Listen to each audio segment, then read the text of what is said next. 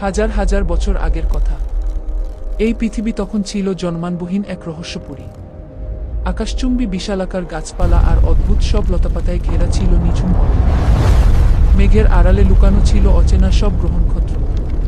চারিদিকে এক অপার্থিব নিস্তব্ধতা, যেন কোনো এক বড় ঝড়ের পূর্বাভাস দিচ্ছে প্রকৃতি।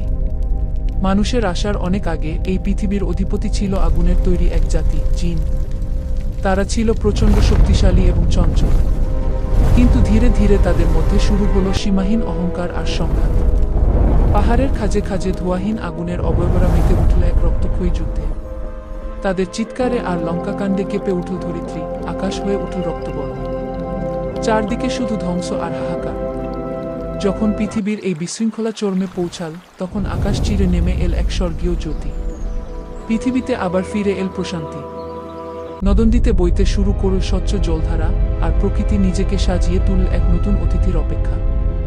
মহাবিশ্বের স্রষ্টা যখন তাতে রূপ বা প্রাণ ফুঁকে দিলেন, জন্ম হলো প্রথম মানুষের, অরত আদম। আর নিস্তব্ধ প্রকৃতি গেয়ে উঠল প্রাণের গান।